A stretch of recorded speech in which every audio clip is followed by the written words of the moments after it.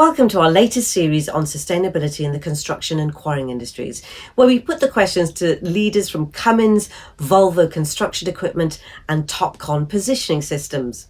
Here we ask, what is it really going to look like?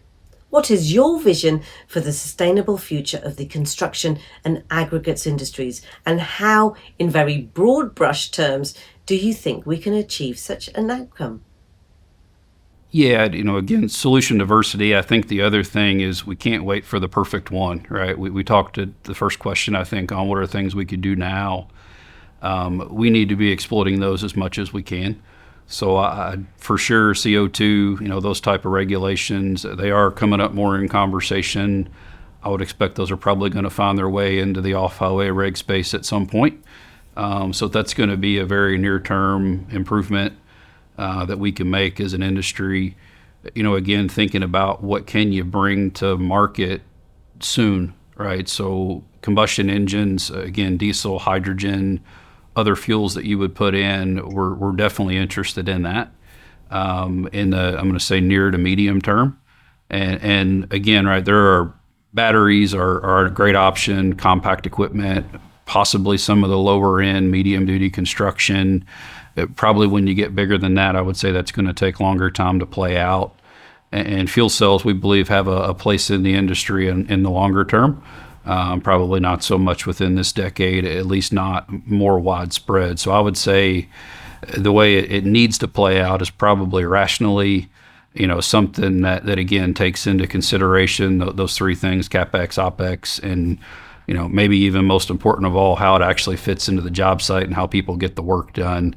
No shortage of construction or mining that needs to happen, within the decade. So we've got to do what we can to enable that work to happen as efficiently and sustainably as possible. Thank you, Jeremy. Pontus.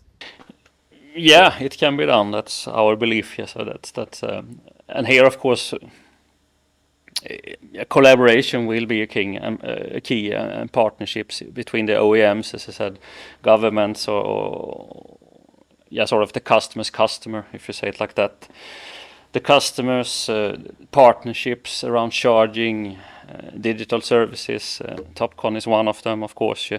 So everyone needs to contribute, because sustainability and the transformation, that needs to be looked at from an end-to-end perspective. Yeah.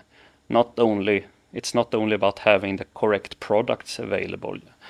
So it's key to have the focus on the total solution, products and digital services, etc. The job to be done, but at the same time we must look at the total energy consumption. It's not only about the usage phase. It's everything: the production of hydrogen or production of electricity or biofuel and so on. So that's important to have in mind. Yeah. You get the last word, kind of, Michael. Well, thank you, and certainly appreciate the opportunity. In our thinking, sustainability is and ESG it's here to stay. Profit continues to be important, but it's a little bit of a balance with people and planet, right? And so increasingly institutional investors are beginning to prioritize those elements. And so, and our ability to transparently explain and show how we are meeting those benefits is our opportunity, right? As we talked about a little bit earlier, I'm an incentives-based guy, and so when we see that the incentives are aligned to get us down the behavior that gets us in that realm, that just increases adoption and increases the rate at which adoption occurs.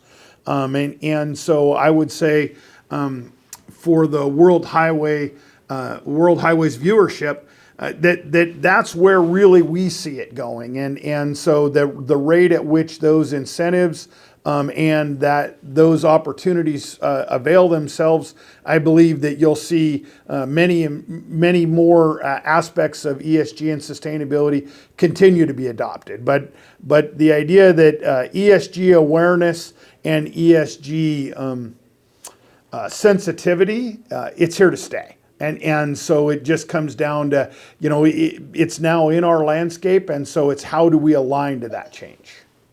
Well, what a fascinating discussion, I must say. I hope all of you enjoyed it, and obviously we hope everyone else enjoys listening to you as well. Michael Gomes, Jeremy Harson, Pontus Evertson, thank you all very much.